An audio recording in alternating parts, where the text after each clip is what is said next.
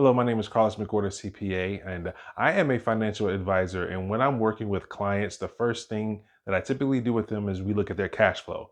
We make sure they understand where their money is going and how much money they should expect to have at the end of each month. So we understand how much discretionary cash that they have, and we work on allocating it.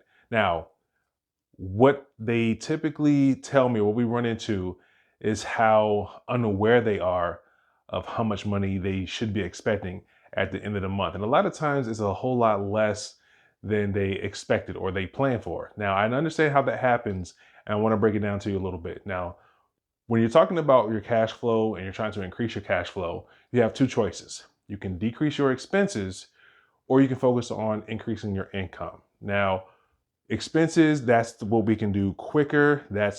But typically that's a short-term solution because most people, most people don't have a whole lot of expenses that they can't cut. Some people do, but at the end of the day, with inflation, cost of living continues to go up. So you can cut your cost, but that's typically a temporary solution, not the best long-term solution.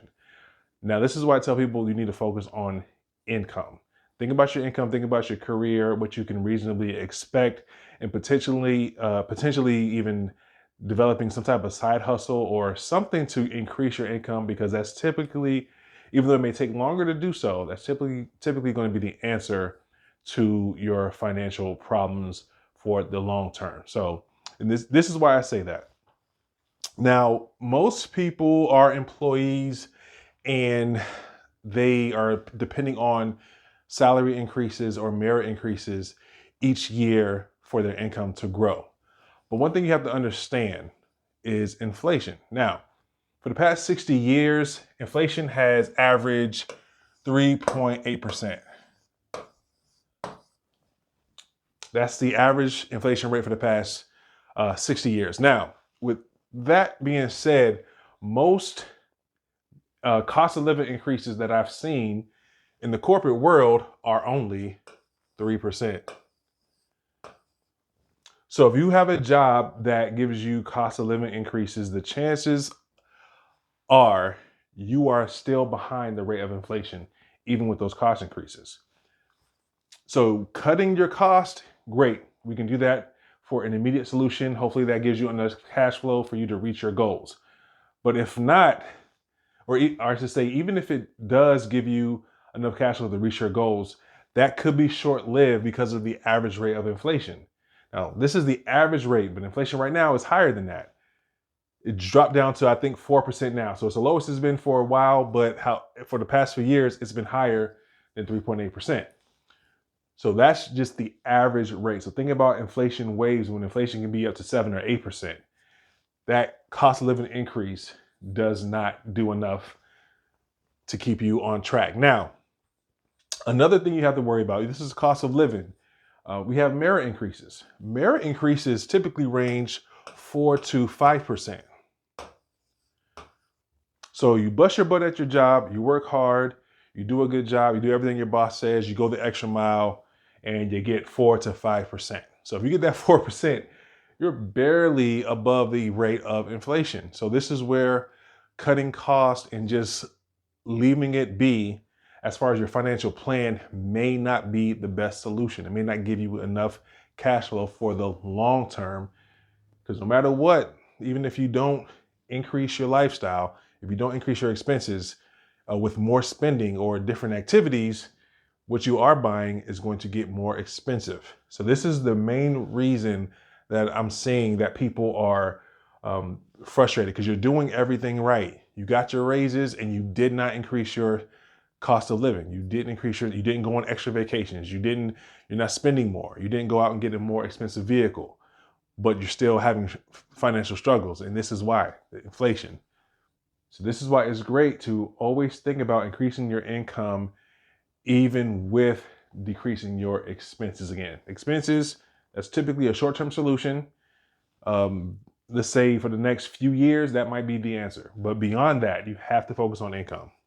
So this is the illustration that typically show my clients. So if you are making money and say this is your rate of income going up, Then you have your expenses, and you're saying, hey, my expenses are pretty much below my cost of living. So when inflation is low, as it has been for some years leading up to the past few years, you're good. You're good. You're getting your annual raises, and you actually have more cash flow from your annual raises, and you're doing well with your money.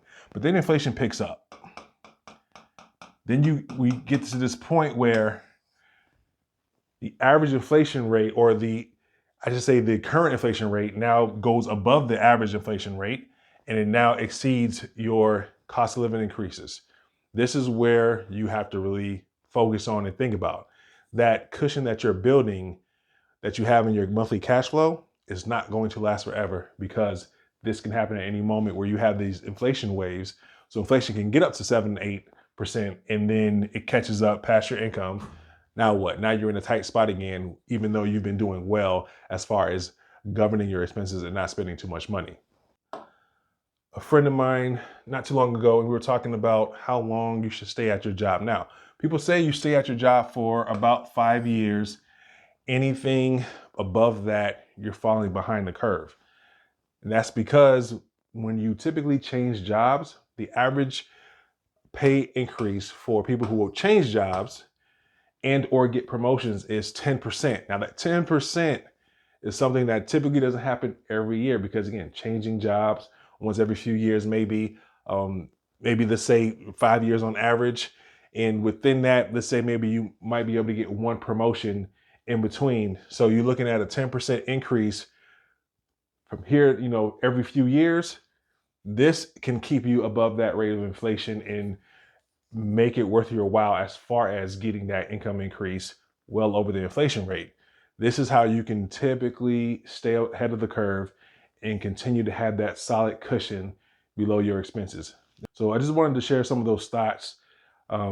Just something that I'm saying with clients as far as their expenses. They keep kind of communicating to me that they don't really understand how this happened over the past few years. They always were good. All of a sudden things are tight. It's because inflation has gone up, and cutting expenses, short-term solution, not a long-term solution. I typically recommend you got to focus on how to increase that income, whether that's through education, whether that's through changing jobs, whether that's getting certain certifications that make you more qualified, and you're able to kind of get over that hump to continue to stay ahead of the curve. You have to stay aggressive on that side, because as we see over the past few years, inflation has gotten a whole lot more aggressive than it has in the past, and it has put a lot of people in a bad situation.